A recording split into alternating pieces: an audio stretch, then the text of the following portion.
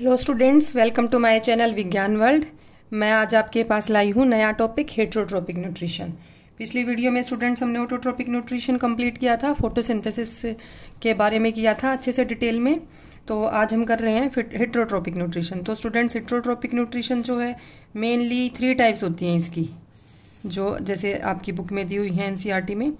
तो एक तो हम करेंगे होलोजोइक मोड ऑफ न्यूट्रिशन, एक होता है एब्जॉर्प्टिव मोड, और एक होता है students parasitic mode of nutrition. ठीक है, सबसे पहले वाला स्टूडेंट्स होलोजोइक में क्या होता है? होलोजोइक में स्टूडेंट्स ऐसे ऑर्गेनिजम्स आते हैं जो जैसे ह्यूमन बीइंग है, जो अपने फूड को एंगुल्फ करते हैं कि जैसे मुंह से अंदर लेंगे खाने को, वो होते हैं होलोजोइक न्यूट्रिशन। एब्जॉर्प्टिव न्यूट्रिशन होता है स्टूडेंट्स कि कोई ऑर्गेनिज्म अपने डाइजेस्टिव एंजाइम्स जो है वो बाहर छोड़ देता है बॉडी से फूड के ऊपर, वहीं वो डाइजेस्ट हो जाएगा। उसके बाद उसको डायरेक्ट क्या करता है? एब्जॉर्ब करता है एलिमेंट्री कैनाल में अपनी। तो इसमें आ जाएगी फंगी, ईस्ट होती हैं, मशरूम्स होती हैं, ठीक है, ब्रेड माउल्ड आपने देखी होगी, रोटी पे ब्रेड पे जो फंगस लग जाती है वो भी एब्जॉर्प्टिव मोड होता है उसका। वो अपने डाइजेस्टिव एंजाइम क्या करेगी? ब्रेड पे रिलीज कर देगी, वहाँ वो डाइजेस्ट हो जाएगा। आपने देखा होगा गल सड़ सा जाता है तो उसको फिर एब्जॉर्ब करेगी, तो वहीं डाइजेशन हो जाएगा उसका, वो होता है एब्जॉर्प्टिव मोड। और लास्ट में पैरासिटिक मोड होता है स्टूडेंट्स की इसमें ऑर्गेनिज्म दूसरे ऑर्गेनिज्म को किल किए बिना क्या करता है? उसकी बॉडी पे फीड करता है, उससे अपना न्यूट्रिशन लेता है। ठीक है, अब इसमें जैसे आते हैं कुछ पैरासाइट्स आते हैं, कसकटा है, अमर बेल होती है, दूसरे पेड़ पे चढ़ जाएगी, ये बेल होती है एक टाइप की, और उससे न्यूट्रिशन लेगी डायरेक्ट। वो प्लांट बनाएगा फोटोसिंथेसिस से फूड, और कसकटा नहीं बनाएगा, तो ये उससे बने बनाए फूड को लेता है न्यूट्रिशन। अब एनिमल्स में बात करें, टिक्स हैं, लाइस होती हैं, तो ये सभी क्या हैं आपके इसके पैरासिटिक मोड ऑफ न्यूट्रिशन के। लीचीज हैं, टेपवर्म्स हैं, पेट में कीड़े होते हैं, लीचीज होती है, जोंक, तो ये क्या करती है? दूसरे ऑर्गेनिज्म से डायरेक्ट उसके ब्लड से न्यूट्रिएंट्स लेगी। लीच को आपने देखा होगा एनिमल्स की बॉडी पे चिपक जाती है पूरी तरह, और उसके जो ब्लड को सोखती है, ये एब्जॉर्ब करती है, तो उसी में से डायरेक्ट न्यूट्रिशन लेती है। तो स्टूडेंट्स कई बार एक मोड ऑफ न्यूट्रिशन और दे देते हैं, प्रीडेटरी। कौन सा? प्रीडेटरी होता है ऐसा मोड न्यूट्रिशन का जिसमें एक ऑर्गेनिज्म दूसरे को पूरी तरह किल कर देता है। आप अपने डिस्कवरी पे देखते होगे, एनिमल प्लेनेट चैनल है, इन पे देखते होगे आप कि लायन है डियर को खाता है, मतलब बहुत सारे ऑर्गेनिजम्स एक दूसरे पे फीड करते हैं, बहुत सारा, अक्सर यही आता है उन चैनल्स पे। तो वो है प्रीडेटरी मोड, जिसमें एक ऑर्गेनिज्म होता है प्रे और एक ऑर्गेनिज्म होता है प्रीडेटर। ये मैंने इसलिए नहीं बताया था पहले, आपके एनसीईआरटी में नहीं दे रखा, अदरवाइज और भी न्यूट्रिशन के मोड्स हैं। तो एब्जॉर्प्टिव और पैरासिटिक की मेंशन है, प्रे और प्रीडेटर। प्रीडेटर होता है जो खाता है, जैसे लायन प्रीडेटर है, और डियर की बात करें वो प्रे है। ठीक है, तो ये था आपका हेटरोट्रोपिक मोड ऑफ न्यूट्रिशन। उसके बाद आता है स्टूडेंट्स की जो यूनिसेलर ऑर्गेनिजम्स हैं। यूनिसेलर ऑर्गेनिजम्स में किस तरीके से न्यूट्रिशन होता है, कैसे वो अपने न्यूट्रिशन को लेते हैं। तो यूनिसेलुलर ऑर्गेनिजम्स को पढ़ते हैं हम यहाँ पे कि यूनिसेलर ऑर्गेनिज्म में एक तो आता है स्टूडेंट्स इसमें आपका ये अमीबा और एक पैरामीशियम, हम दो को लेके चलेंगे। तो जैसे अमीबा को देखते हैं, तो अमीबा और पैरामीशियम, तो क्या होता है इनमें स्टूडेंट्स, कैसे ये अपने न्यूट्रिशन को ऑब्टेन करते हैं, किस तरीके से लेते हैं। तो देखिए जो अमीबा है आपने देखा होगा इस तरीके से बना देते हैं उसको टेढ़ा मेढ़ा सा, तो ये उसका न्यूक्लियस हो गया। क्या है ये? न्यूक्लियस। किसका न्यूक्लियस है स्टूडेंट्स? ये अमीबा का। और ये है इसकी सेल मेम्ब्रेन, एक ही सेल से बना हुआ ऑर्गेनिज्म है ये। तो इसके पास कोई भी फूड सब्सटेंस आएगा, फूड सब्सटेंस देखिए मैं आपको अलग कलर का दिखा देती हूँ कि ये कोई फूड सब्सटेंस है। क्या है ये? फूड है।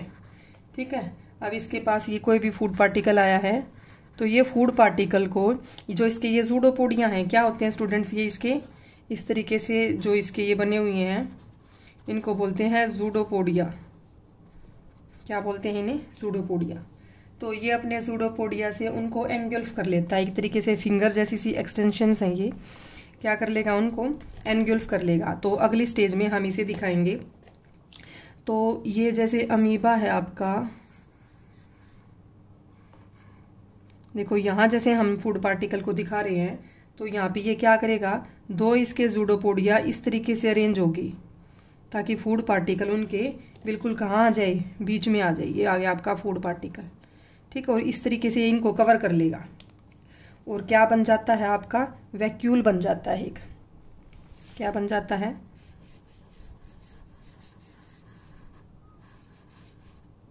तो इस तरीके से ये बिल्कुल अंदर आ जाएगा धीरे धीरे करके। यहाँ पे आ गया आपका ये फूड पार्टिकल और ये इतने पोर्शन को मतलब यूं था, ये इसने अलग से कवर कर लिया, ठीक है। तो ये बन गया फूड वैक्यूल। ये पूरा का पूरा जो बन गया, क्या बन गया, ये फूड वैक्यूल, ठीक है। ये बॉडी के अंदर आ गया है। ये आप न्यूक्लियस दिखाएंगे।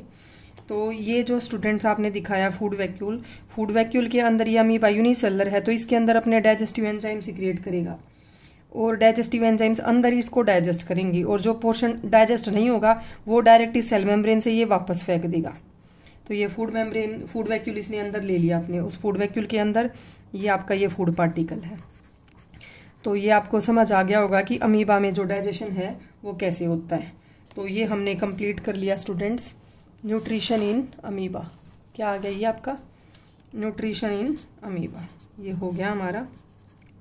उसके बाद देखिए पैरामीशियम में, पैरामीशियम भी एक यूनिसेलुलर ऑर्गेनिज्म है। अमीबा तो आपने पढ़ा होगा। अमीबा में तो जो लोकोमोटरी ऑर्गेनली है वो क्या बताया मैंने आपको, अमीबा में तो होता है ये सूडोपोडिया लोकोमोटरी ऑर्गेनली। तो लेकिन जो पैरामीशियम है, पैरामीशियम में स्टूडेंट्स इस तरीके का कुछ ऑर्गेनिजम्स है, दो न्यूक्लियस होते हैं इसके अंदर, मैक्रो और माइक्रो न्यूक्लियस बोलते हैं इन्हें। तो जो ये मैक्रो और माइक्रो न्यूक्लियस हैं उसके अलावा बॉडी पे इस तरीके से छोटे छोटे थ्रेड लाइक, हेयर लाइक जो एक्सटेंशंस हैं इन्हें बोलते हैं सीलिया। क्या बोलते हैं इन्हें, सीलिया। और ये दो न्यूक्लियस होते हैं इसमें, माइक्रो एक छोटा न्यूक्लियस है और एक बड़ा है, ये मैक्रो न्यूक्लियस हो गया आपका,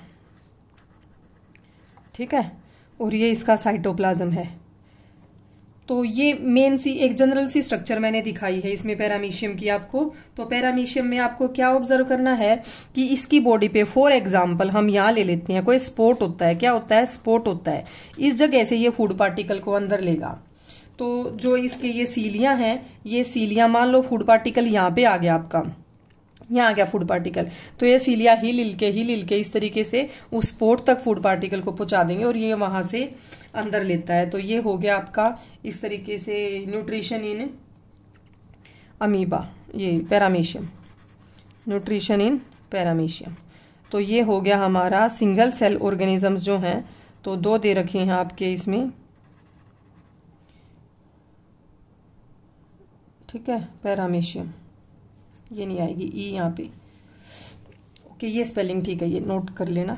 तो ये हो गया पैरामीशियम और ये हो गया अमीबा में कि इनमें न्यूट्रिशन किस तरीके से होता है। उसके बाद आएंगे हम स्टूडेंट्स अपने ह्यूमन बींग्स के न्यूट्रिशन पे। हम अपना डाइजेस्टिव सिस्टम पढ़ने जा रहे हैं। ये देखिए स्टूडेंट्स, हम अपना ह्यूमन बीइंग का डाइजेशन करने जा रहे हैं।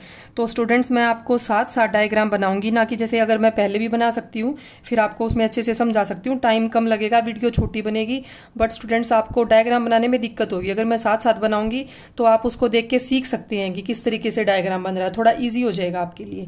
तो प्लीज़ ये ना देखें कि वीडियो लंबी है। तो वीडियो में एक तो एक्सप्लेनेशन पूरी मिलेगी आपको, कोई कमी नहीं मिलेगी, एनसीईआरटी का कोई पॉइंट छूटा हुआ नहीं मिलेगा, क्योंकि सबसे मेन है। अभी स्टूडेंट्स आप छोटे हैं, आपको आइडिया नहीं होगा कि कौन सी बुक अच्छी है, कौन सा टीचर अच्छा है, क्योंकि अगर आप बड़े होके अपने आप समझ आ जाएगा। लेकिन अभी मैं आपको बता रही हूँ, अपने एक्सपीरियंस से बता रही हूँ कि जितना मैंने सीखा है अपनी लाइफ में, एनसीईआरटी मस्ट है। एनसीईआरटी को आप बिल्कुल मत छोड़ो। स्टूडेंट्स मैंने ऐसे ऐसे बच्चे भी देखे हैं कि जो बहुत इंटेलिजेंट हैं, काफ़ी कुछ अच्छे से पढ़ते हैं, लेकिन वो क्या करते हैं भाई, इंटेलिजेंट भी थे पढ़ाई में, डायग्राम्स भी अच्छे थे उनके, पढ़ते भी बहुत कुछ थे, नॉलेज भी थी, मेहनती भी थे, लेकिन फिर भी मैंने देखा है बोर्ड एग्जाम्स में उन्हें फेल होते हुए या कॉम्पिटिटिव एग्जाम्स उनसे नहीं निकलते। तो उसके पीछे रीज़न क्या है, एनसीईआरटी है। क्योंकि आप जो डिटेल्ड बुक्स पढ़ते हो, जैसे ये दिनेश की, प्रदीप की, लखमीर की, तो इनमें क्या होता है स्टूडेंट्स, बहुत कुछ लिखा होता है, काफ़ी ज़्यादा लिखा होता है, लेकिन जो मेन पॉइंट आप सीखना चाह रहे हैं, जो एनसीईआरटी में होगा ना मेन पॉइंट, वो उसमें बहुत थोड़ा दे रखा होगा, तो वो छूट जाती है आपकी जो एग्जाम्स में आएगा वही पोर्शन। एक्स्ट्रा पढ़ने से कोई फ़ायदा नहीं, इस वजह से मैं भी कोशिश करती हूँ कि आपके एनसीईआरटी से बाहर ना जाऊँ, नहीं तो बताने को तो बहुत कुछ होता है किसी भी टॉपिक में, तो मैं भी इस बात का ध्यान रखती हूँ। ठीक है, तो अभी हम बना रहे हैं हमारा डाइजेस्टिव सिस्टम। क्या बना रहे हैं स्टूडेंट्स? Digestive system. ठीक है, ये ह्यूमन बींग्स का है। मैं सारी जो बाउंड्री है, आउटलाइन है, वो बना रही हूँ सेम एक ही कलर से, ब्लैक से आउटलाइन। अंदर का करती रहेंगे अलग कलर से। ये होगी आपकी अपेंडिक्स होगी है यहाँ पे। ठीक है, अगर हम इधर बात करें, ये हम बना रहे हैं स्टूडेंट्स लार्ज इंटेस्टाइन। इस तरीके से ये होता है रेक्टम और एनस। अब ये जो पाइप है ये इधर निकलेगी, ऐसे पैरेलली आप निकाल लीजिएगा, और ये बहुत ज़्यादा हाईली फोल्डेड होती है स्मॉल इंटेस्टाइन आपकी, तो इसको आप इस तरीके से दिखा दो, हाईली फोल्डेड। बिल्कुल भी टफ नहीं है, बहुत इजी है डायग्राम से। आप डायमीटर एक जैसा दिखाएंगे हर जगह, तो मैंने भी ट्राई किया है कि एक जैसा डायमीटर दिखाएं। ये पेज पे पूरे पे आ रहा है, वीडियो में कवर नहीं हो रहा है, तो मैं आपको थोड़ा सा इस तरीके से सारा दिखा दूंगी। तो ये तो हो गया हमारा जो मेन आउटलाइन है। उसके अलावा स्टूडेंट्स यहाँ पे होती है एक लीफ शेप की ग्लैंड, जिसे बोलते हैं पैनक्रियास। ठीक है, और स्टूडेंट्स इधर आता है इस तरीके से, ऐसी सी शेप का होता है, जिसको बोलते हैं लीवर। 2 लोब होते हैं, पार्टीशन है। अब इसमें देखिएगा आप कि यहाँ पे एक उसका गाल ब्लैडर है, गाल ब्लैडर से एक डक्ट आएगी, वो डक्ट इसके नीचे से आएगी और वो जुड़ जाएगी इस डक्ट में। ठीक है, तो ये क्या है आपका, ये लीवर है। ओके, तो ये हो गया है, मैं मेन आपको इसका बता देती हूँ। ये हो गया है human digestive system, human digestive system. ठीक है, ये मैंने लिख दिया है ह्यूमन डाइजेस्टिव सिस्टम। एक तो आपको ध्यान रखना होता है कोई भी हम डायग्राम बनाते हैं, क्योंकि अगर आप डायग्राम अच्छा बनाएंगे और जो इसको एक्सप्लेन करेंगे तो पॉइंट्स बना बना के एक्सप्लेन कर दीजिएगा, तो आपको पूरे मार्क्स लेने से कोई नहीं रोक सकता। अगर आप डायग्राम नीट एंड क्लीन और लेबलिंग अच्छे से करेंगे, उसकी बिल्कुल ठीक लेबलिंग होगी, स्पेलिंग्स वगैरह ठीक होंगी, तो पूरे मार्क्स आपको इजीली मिल जाएंगे। तो डायग्राम में आपको एक बात का मस्ट ध्यान रखना होता है कि जो उसकी लेबलिंग है, उसका मेन जो नाम है ना, वो आप नीचे लिखेंगे, ऊपर हेडिंग बनाने की बजाय कि कहीं आप यहाँ हेडिंग बना दो ह्यूमन डाइजेस्टिव सिस्टम, उसकी बजाय नीचे लिखेंगे, वो ज़्यादा बेटर है। ठीक है, बेटर क्या जरूरी होता है, इसी तरीके से लिखेंगे आप। तो स्टूडेंट्स देखिए, ये हमारा हो गया है। अब इनकी लेबलिंग कर लेते हैं। पहले हम देखो ऊपर से ही स्टार्ट कर लेते हैं लेबलिंग। तो ये है स्टूडेंट, सबसे पहले माउथ। क्या है ये? माउथ। उसके बाद यहाँ पे मुंह के अंदर जो स्पेस होता है हमारा, जहाँ दांत होते हैं, टंग होती है, उसको बोलते हैं उस स्पेस को बक्कल कैविटी। ठीक है, ये क्या है स्टूडेंट्स, यहाँ जो ओपनिंग है, जो ये एंट्री है, इसको बोलेंगे ग्लोटिस। क्या बोलेंगे? ग्लोटिस। और यहाँ पे एक ढक्कन जैसा सा लिड लाइक स्ट्रक्चर होती है, उस लिड लाइक स्ट्रक्चर को बोलते हैं एपिग्लोटिस। ठीक है, आगे फिर यहाँ से आपका ट्रेकिया स्टार्ट हो जाएगा। क्या स्टार्ट हो जाएगा? ट्रेकिया। ये जो पाइप लाइक स्ट्रक्चर है, इसको बोलते हैं इसोफेगस। जनरल लैंग्वेज में फूड पाइप भी बोलते हैं इसे। ठीक है, फिर उसके बाद ये हो गया आपका स्टमक। क्या हो गया आपका? स्टमक। यहाँ पे स्टूडेंट्स, यहाँ होता है आपका जो डायफ्राम बनाते हैं, कई जगह बुक्स में दे देते हैं, मैं इसलिए बता रही हूँ, अदरवाइज यहाँ इसको बनाना इतना भी ज़रूरी नहीं है। ये हो गया आपका स्टमक, और ये होगी पैनक्रियास। ठीक है, ये हो गया लीवर। अगर डिटेल में जाएं तो left lobe of liver, right lobe of liver. एक स्टूडेंट्स आप ये ध्यान रखिएगा, जो लेफ्ट राइट पार्ट होते हैं किसी भी डायग्राम में आप बनाते हैं, तो जैसे ये आपका हैंडल लेफ्ट, ये है आपका राइट, तो आपको उसको देख के नहीं लिखने हैं कि ये इधर वाला लेफ्ट, इधर वाला राइट। किसी भी डायग्राम को, अपनी कॉपी को अपने बॉडी पे लगा के देखिए, ठीक है। तो उससे जो आपका लेफ्ट हैंड होगा उस साइड लेफ्ट आएगा। इसको समझिए कि हमारा डायग्राम है तो इसमें हमेशा इधर वाले पोर्शन लेफ्ट होते हैं और इधर वाले होते हैं राइट। तो आप इसको लेफ्ट लोब और राइट लोब लिख सकते हैं। अगर थोड़ा डिटेल में जानते हैं तो ये जो मैंने ये कलर का ये इस टाइप का बनाया है इसको बोलते हैं गाल ब्लैडर, जिसमें बाइल स्टोर होता है। उसके बाद ये डक्ट है, इस डक्ट को स्टूडेंट्स बोलते हैं, जो ब्लैक कलर की जो डक्ट दिखाई है मैंने ये वाली, इसको बोलते हैं हेपेटो पैनक्रिएटिक डक्ट। क्या बोलते हैं? Hepato pancreatic duct. उसके बाद स्टूडेंट्स यहाँ से स्मॉल इंटेस्टाइन आपकी स्टार्ट हो रही है। 10th में ज़्यादा डिटेल में नहीं है तो आप इस कंप्लीट को स्मॉल इंटेस्टाइन लेबल भी कर सकते हो, अलग अलग भी दे सकते हो, डुओडेनम, जेजुनम, इलियम, ठीक है। तो आप इसको अगर बुक की बात करें तो बुक में एक ही जगह लिखा हुआ है स्मॉल इंटेस्टाइन। मैं भी थोड़ा ब्रीफ में ही लेके चलती हूँ, ज़्यादा डीप में आप +1 में पढ़ेंगे इसे, ठीक है। तो ये है स्टूडेंट्स अपेंडिक्स। अपेंडिक्स का पेन उठता आपने कईयों को सुना होगा। ये है सिकम, फिर यहाँ से यहाँ तक ये है पूरी कोलोन, ये रेक्टम आपका, और ये लास्ट में है एनस। ये जो सिकम, कोलोन और रेक्टम है ये आपके लार्ज इंटेस्टाइन के पार्ट्स हैं स्टूडेंट्स। तो इसमें स्मॉल इंटेस्टाइन का जो ये वाला पार्ट है इसको बोलते हैं ड्यूडोनम। ड्यूडोनम ये स्पेलिंग होगी। जो ज़्यादा क्वाइल्ड पार्ट है इसको बोलते हैं जेजेनम। जेजेनम। और बिल्कुल नीचे वाला जो पार्ट है उसको बोलते हैं स्टूडेंट्स इलियम। ये मैं बता देती हूँ आपको इनके पार्ट। तो और ये है आपकी यहाँ से यहाँ तक है, ये है लार्ज इंटेस्टाइन। लार्ज इंटेस्टाइन के 3 पार्ट मैंने आपको बताए हैं, ये सीकम, कोलोन और रेक्टम। और स्मॉल इंटेस्टाइन के भी 3 पार्ट बताए हैं, डुओडेनम, जेजुनम और नीचे वाला इलियम, ठीक है। और अगर हम इसकी बात करें, ये ऑरेंज कलर का जो मैंने दिखाया हुआ है ये क्या है? ये डायफ्राम है, जो आपकी चेस्ट को और एब्डोमिनल कैविटी को सेपरेट करता है। इधर आपकी चेस्ट कैविटी है, ये आपकी एब्डोमिनल कैविटी है, पेट बोलते हैं जनरल लैंग्वेज में जिसे, लेकिन स्टमक होता है वो, स्टमक तो लेफ्ट साइड में सिचुएटेड है, एक छोटा सा अलग से ऑर्गन है। तो ये आपकी एब्डोमिनल कैविटी, ये आपकी चेस्ट कैविटी, जहाँ लंग्स होते हैं, लंग्स इसी पोर्शन में होते हैं, ठीक है। ये आप जो ग्लोटिस एपिग्लोटिस थोड़ा सा ऊपर भी दिखा सकते हैं, वो भी ज़्यादा ठीक रहेगा। तो ये हो गया स्टूडेंट्स हमारा ह्यूमन डाइजेस्टिव सिस्टम। ये ह्यूमन डाइजेस्टिव सिस्टम मैंने कंप्लीट कर दिया है। यहाँ रेक्टम, एनस ये देख लीजिए, आपको दिखाई नहीं दिया होगा, सिकम, ये अपेंडिक्स। तो ये हो गया हमारा क्या? Human digestive system. देख लीजिए एक बार अच्छे से।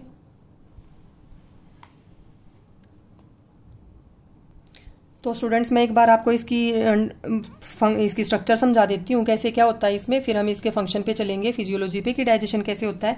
तो स्टूडेंट्स देखिए, यहाँ से हम माउथ से फूड लेते हैं, बक्कल कैविटी जो मुंह के अंदर स्पेस होता है जहाँ टीथ टंग होते हैं, ग्लोटिस, एपिग्लोटिस, ये जब हमारे गले से एयर, रेस्पिरेटरी सिस्टम की तरफ का पाथवे है, ये नाक से एयर यहाँ से आएगी और माउथ से भी आ सकती है, एयर को हम लेते हैं, माउथ से भी रेस्पिरेशन हो सकता है, ब्रीदिंग हो सकती है।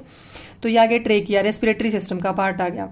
जब हम जैसे खाना खाते हैं, स्वेलो कर रहे होते हैं फूड को, तो आपने देखा होगा कई बार हमें खांसी आ जाती है। तो खांसी किस वजह से आती है? कि फूड इसमें विंड पाइप में एंटर कर जाता है, ये विंड पाइप आ गई। क्यों? क्योंकि जब हम खाना खाते हैं तो ये एपिग्लोटिस एक लिड लाइक स्ट्रक्चर है, ये इसको क्लोज कर देती है ग्लोटिस को, ताकि फूड यहाँ ना जा पाए और वो फूड बोलस नीचे जाए आराम से। लेकिन अगर हम मुंह से बोलते हैं तो हवा जाएगी यहाँ से, तो एयर के जाने का रास्ता यहाँ है, तो ये एपिग्लोटिस, ये लिड, ये खुल जाएगा तो इसमें खाना चला जाता है कई बार। इसी वजह से बोलते हैं खाना खाते हुए नहीं बोलना चाहिए। फिर उसके बाद ये आगे तक है आपकी, जो डायफ्राम से होते हुए नीचे तक जाएगी, इसोफेगस फूड पाइप है जिसमें से फूड जाता है। डायफ्राम है सेपरेट जो करता है, अभी मैंने बताया। स्टमक है जो टेम्परेरी फूड को स्टोर करके रखता है। ये जो इसोफेगस होती है ना स्टूडेंट्स, इसोफेगस में इस तरीके से एक पेरिस्टाल्टिक मूवमेंट होती है कि जैसे यहाँ फूड आ गया तो वो फूड, फिर वो पोर्शन कॉन्ट्रैक्ट करेगा, फिर वो फूड ऐसे नीचे चला गया, फिर वो वहां से कॉन्ट्रैक्ट करेगा। इस तरीके से कॉन्ट्रैक्शन और रिलैक्सेशन होती है और फूड पाइप से नीचे फूड जाता है। उस टाइप की मूवमेंट को बोलते हैं पेरिस्टाल्टिक मूवमेंट। फिर स्टमक में स्टूडेंट्स एक तो यहाँ HCl वगैरह सिक्रेट होता है, यहाँ फूड डाइजेस्ट होगा। फिर स्मॉल इंटेस्टाइन में आ गया, स्मॉल इंटेस्टाइन में पैनक्रियाज का जूस आएगा, लीवर का जूस आएगा, यहाँ फूड डाइजेस्ट होता है पूरी में। तो कंप्लीट डाइजेशन यहाँ स्मॉल इंटेस्टाइन में हो जाता है स्टूडेंट्स, ठीक है।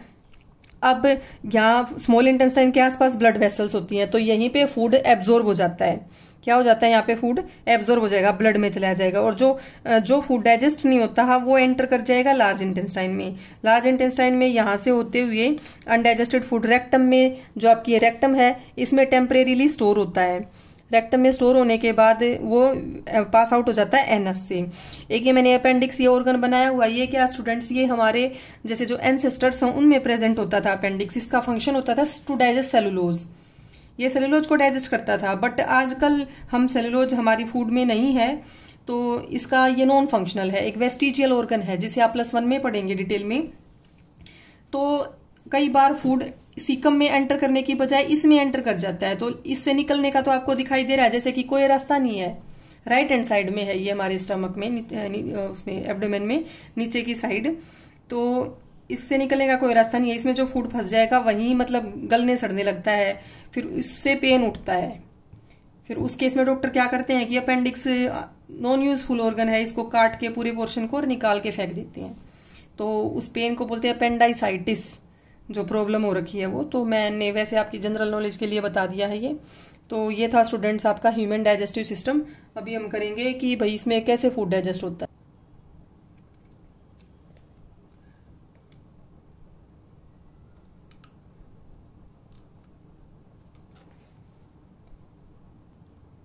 ये देखिए स्टूडेंट्स, ये सलाइवा ले लिया एक टेस्ट ट्यूब में, और दोनों में हमने स्टार्च सॉल्यूशन भी ले लिया। स्टार्च सॉल्यूशन लेने के बाद हम क्या देखेंगे, आयोडीन सॉल्यूशन इसमें डाल देंगे। आयोडीन का काम होता है क्या करने का, स्टार्च को आइडेंटिफाई करने का। ब्लू ब्लैक कलर आ जाता है, तो देखिए यहाँ पे ब्लू ब्लैक कलर सिर्फ बी टेस्ट ट्यूब में आया है। तो किस वजह से आया ये ब्लू ब्लैक कलर बी में, क्योंकि ए में हमने सलाइवा डाल दिया था स्टार्च सॉल्यूशन के साथ, और सलाइवा में टाइलिन सेलिवरी अमाइलेज प्रेजेंट है, जिसका फंक्शन है स्टार्च को डाइजेस्ट करके माल्टोज बना देने का। ठीक है, तो ये जो है माल्टोज बन गया इसमें, इस वजह से स्टार्च प्रेजेंट नहीं है, तो ये हमारा हो गया, इससे ब्लू ब्लैक कलर बी में आएगा। सिर्फ कंफर्म हो गया कि जो सेलिवरी माइलेज है वो स्टार्च को डाइजेस्ट कर देता है। ठीक है, उसके बाद आता है स्टूडेंट्स हमारा कि ये जो मैंने दिखाया हुआ है कि फूड बोलस बनता है माउथ में टंग की हेल्प से, ये नीचे की ओर प्रोपेल होएगा, और ताकि इजी इसकी पेरिस्टाल्टिक मूवमेंट हो सके। फिर हम पढ़ते हैं digestion in stomach, buccal cavity में कर लिया हमने, फिर कर रहे हैं स्टमक में डाइजेशन। तो स्टमक में डाइजेशन स्टूडेंट्स, इसमें देखिए आप 3 सिक्रिएशन होते हैं स्टमक में मेनली, पेप्सिन, HCl और म्यूकस। तो पेप्सिन जो है ये प्रोटीन डाइजेस्टिंग एंजाइम है, प्रोटीन को डाइजेस्ट करता है। और HCl का जैसे मैंने आपको पीएच वाले चैप्टर में भी बताया था एसिड बेस में, तो उसमें क्या बताया था कि इसकी ओवर प्रोडक्शन से एसिडिटी होती है, और इसको बेस से न्यूट्रलाइज करते हैं अमीनो वगैरह लेके सोडियम बाइकार्बोनेट से। तो ये HCl का फंक्शन होता है स्टूडेंट्स की, जो ये एंजाइम है आपका पेप्सिन, ये पेप्सिन बिना HCl के वर्क नहीं करेगा। क्यों? क्योंकि इसे एसिडिक मीडियम चाहिए काम करने के लिए, उसी मीडियम में ये वर्क कर पाता है। और दूसरी चीज़ ये नॉन फंक्शनल बनता है, पहले इसको फंक्शनल बनाने के लिए HCl चाहिए। HCl is required to convert its non functional form into functional form. Okay, तो कई बार पूछा जाता है, काफ़ी इंपॉर्टेंट क्वेश्चन है कि HCl का क्या रोल है आपके स्टमक में। तो एक म्यूकस बनता है, म्यूकस का काम होता है कि जो स्टमक की जो लाइनिंग होती है ना, जो लाइनिंग है उसकी, तो लाइनिंग पे HCl का इफेक्ट ना पड़े। भाई ये HCl एसिड है तो उसको जला ना दे, इसलिए म्यूकस उसको प्रोटेक्ट करता है। तो ये 3 चीज़ें आपके इसमें सिक्रिएट होती हैं स्टमक में। तो मेनली आप बताएंगे कि स्टमक में प्रोटीन्स का डाइजेशन होता है। उसके बाद आएंगे स्टूडेंट्स आप स्मॉल इंटेस्टाइन पे। तो देखिए अब आ गया digestion in small intestine, digestion in small intestine. Small intestine में स्टूडेंट्स कोई भी फूड पार्टिकल हो, किसी भी टाइप का आपने न्यूट्रिएंट्स लिए हैं फूड में, वो सभी डाइजेस्ट हो जाते हैं, पूरी तरह डाइजेशन कंप्लीट हो जाता है यहाँ पे। तो यहाँ जो डाइजेशन है स्टूडेंट्स, यहाँ 3 चीज़ों की वजह से होएगा। 3 टाइप के एंजाइम्स आएंगी। एक तो सिक्रिएशन यहाँ पे आएगा लीवर से, ठीक है, एक सिक्रिएशन यहाँ आएगा पैनक्रियाज से, और एक सिक्रिएशन यहाँ पे आएगा आपका इंटेस्टाइनल ग्लैंड से। ये सारी ग्लैंड्स हैं स्टूडेंट्स, पता होनी चाहिए आपको। लीवर पैनक्रियाज भी ग्लैंड हैं, लार्जेस्ट ग्लैंड है ये लीवर बॉडी की। तो लीवर से भी, पैनक्रियाज से भी, और इंटेस्टाइन से भी, तीनों से मिलके आपका जो डाइजेशन की प्रोसेस है वो पूरी हो जाएगी। अब यहाँ पे बनता क्या क्या है, बनता है स्टूडेंट्स यहाँ पे देखिए फैट को, एक तो आपका जो है अमाइलेज एंजाइम होगा स्टार्च को डाइजेस्ट करने के लिए। सेलिवरी अमाइलेज लिखा हो तो सलाइव माउथ वाला है, और पेनक्रियाटिक अमाइलेज लिखा हो तो पेनक्रियाज वाला है, इंटेस्टिनल अमाइलेज लिखा हो तो इंटेस्टाइन वाला है। तो ये जनरल है, आपके में ज़्यादा नहीं है। तो अमाइलेज एंजाइम होता है एक, और प्रोटीन के लिए जो स्मॉल इंटेस्टाइन में होता है वो होता है ट्रिप्सिन। जैसे स्टमक में पेप्सिन एंजाइम था ना प्रोटीन को डाइजेस्ट करने के लिए, यहाँ होता है ट्रिप्सिन। और एक तीसरा मैं आपको बता देती हूँ, लाइपेज। लाइपेज होता है फैट को डाइजेस्ट करने के लिए, ठीक है। ये क्या करता है लाइपेज? डाइजेस्ट फैट, या लिपिड भी कह देते हैं, लिपिड की वजह से नाम आया लाइपेज, ठीक है। और ट्रिप्सिन क्या करता है, किसको डाइजेस्ट करता है? Digest protein. और आपका ये ऊपर वाला ये भी बता देती हूँ, डाइजेस्ट स्टार्च। तो ये 3 एंजाइम मेनली होते हैं जो डाइजेस्ट करते हैं, ठीक है। कंप्लीट हो जाएगा यहाँ पे डाइजेशन। अब आपको एक बात ध्यान रखनी है जो सबसे मेन है यहाँ पे, कि जो लीवर है, लीवर से आपके आते हैं बाइल सॉल्ट्स आते हैं, bile salts and bile pigments. अब इनका काम होता है स्टूडेंट्स, जो ये हैं आपके जो फैट होता है, लिपिड आप खाते हैं, ये एक प्रोसेस करते हैं इमल्सिफिकेशन। इमल्सिफिकेशन, इमल्सिफिकेशन होती है स्टूडेंट्स, लार्जर जो फैट ग्लोब्यूल हैं, लार्जर फैट ग्लोब्यूल से छोटे बना देना, स्मॉल बना देना, लार्जर फैट ग्लोब्यूल से स्मॉलर में कन्वर्ट कर देना, स्मॉलर फैट ग्लोब्यूल्स में कन्वर्ट कर देना। ये होती है इमल्सिफिकेशन। किस लिए कन्वर्ट करता है? ये बाइल साल्ट्स, बाइल साल्ट्स का फंक्शन है स्टूडेंट्स ये इमल्सिफिकेशन। ताकि जो लाइपेज है, लाइपेज का काम है लिपिड को डाइजेस्ट करना, तो लाइपेज लार्जर फैट ग्लोब्यूल को डाइजेस्ट नहीं कर पाएगा। तो जैसे ही बाइल साल्ट्स उसको स्मॉलर में कन्वर्ट कर देंगे तो लाइपेज इजीली डाइजेस्ट कर पाएगा। तो इसका यही फंक्शन है कि लाइपेज की एक्टिविटी को बढ़ा दे, किसका? बाइल साल्ट्स का। लाइपेज की एक्टिविटी को ये बढ़ा देता है। तो ये थी प्रोसेस आपकी इमल्सिफिकेशन। ये भी पूछ लेते हैं कि लीवर जो है कोई डाइजेस्टिव एंजाइम नहीं बना रहा जो डाइजेशन करें, ये बाइल साल्ट्स बना रहा है जो डाइजेशन में हेल्प करते हैं लाइपेज की एक्टिविटी को बढ़ा के, ठीक है। तो ये थी आपकी इमल्सिफिकेशन। तो इस तरीके से स्मॉल इंटेस्टाइन में जो आपके डाइजेशन की प्रोसेस है वो कंप्लीट हो जाएगी। कार्बोहाइड्रेट का, प्रोटीन का और लिपिड का, तीनों चीज़ों का डाइजेशन कंप्लीट हो जाएगा। उसके बाद आता है स्टूडेंट्स आपका एब्जॉर्प्शन। क्या आता है? एब्जॉर्प्शन, ठीक है। एब्जॉर्प्शन में हम क्या पढ़ेंगे? एब्जॉर्प्शन में सबसे मेन आता है, क्या आता है स्टूडेंट्स, कि जो विलाई होती हैं, क्या होती हैं? विलाई। विलाई होती है, फिंगर लाइक प्रोजेक्शंस होती हैं, कि जो ये आपकी इंटेस्टाइन है, इंटेस्टाइन की जैसे ऐसी दीवार है, वॉल है उसकी, तो वो ऐसी होने की बजाय एक्चुअल में यूं है, वो इस तरीके से विलाई प्रेजेंट है दोनों तरफ। ये क्या है स्टूडेंट्स? ये विलाई है। तो विलाई का फंक्शन क्या होता है? सिर्फ और सिर्फ सरफेस एरिया बढ़ा देना। अब देखिए, एक तो इतनी जगह में से फूड एब्जॉर्ब हो, इतनी में से, और एक ऐसे ऐसे ऐसे ऐसे ये फिंगर लाइक प्रोजेक्शंस हैं, तो यूं सरफेस एरिया बढ़ गया। तो सरफेस एरिया बढ़ेगा तो ज्यादा जगह से, यहाँ से हर जगह से फूड एब्जॉर्ब होगा। एक ही ऐसे सीधी होती, तो इस तरीके से विलाई फूड एब्जॉर्प्शन में हेल्प करती हैं, ठीक है। अबंडेंटली ब्लड वेसल्स प्रेजेंट होती हैं आपकी स्मॉल इंटेस्टाइन में, जहां से आपका फूड पार्टिकल्स जो भी स्मॉलर फॉर्म्स में कन्वर्ट हो गए हैं सिंपलर में, वो सभी क्या हो जाएंगे? डाइजेस्ट हो जाएंगे, ठीक है। फिर लास्ट में आता है, बिल्कुल लास्ट टॉपिक बचा है आपका, क्या? इजेशन। क्या होता है? इजेशन। इजेशन होता है स्टूडेंट्स, जो आपका अनडाइजेस्टेड पार्टिकल्स हैं जो डाइजेस्ट नहीं हुए वो लार्ज इंटेस्टाइन में एंटर कर जाते हैं, और लार्ज इंटेस्टाइन से वो कहाँ चले जाते हैं? रेक्टम में टेम्परेरीली स्टोर होंगे। अब एक बात खास ध्यान रखनी है कि जो लार्ज इंटेस्टाइन है, लार्ज इंटेस्टाइन में भी एक टाइप की, जैसे यूं कह लो आप, विलाई होती हैं। क्या होती हैं? लार्ज इंटेस्टाइन में विलाई। और उनका क्या काम होता है? वाटर को एब्जॉर्ब करना, कि जो हम पानी पीते हैं ताकि वो बॉडी रिक्वायरमेंट के लिए शरीर में काम आता रहे, तो वो पानी एब्जॉर्ब होता है हमारी लार्ज इंटेस्टाइन में, ठीक है। थोड़ा बहुत वहाँ पे भी प्रेजेंट होना चाहिए, बचा रहना चाहिए, ताकि जो डिफिकेशन की, जो इजेशन की प्रोसेस है वेस्ट मटेरियल्स को निकालने की, वो इजीली हो पाए, कॉन्स्टिपेशन की प्रॉब्लम ना हो। तो इसी वजह से कहते हैं कि ज़्यादा पानी पीना चाहिए ताकि कॉन्स्टिपेशन वगैरह की प्रॉब्लम आपको किसी को भी ना हो। तो ये था आपका हमारा डाइजेशन का टॉपिक, ठीक है, ये कंप्लीट हो गया है। उसके बाद लास्ट में आपको इतना ही कहूँगी कि मेरे चैनल को सब्सक्राइब कीजिएगा ताकि आपको नोटिफिकेशन मिलती रहे जैसे ही मैं वीडियो अपलोड करूँ। और अगर आप देखेंगे तो मैं थोड़ा मोटिवेटेड फील करूँगी, सभी टॉपिक्स की जल्दी से जल्दी वीडियो डालूंगी ताकि आप अपने सिलेबस को कवर कर सकें। ओके स्टूडेंट्स, नेक्स्ट वीडियो में मिलते हैं।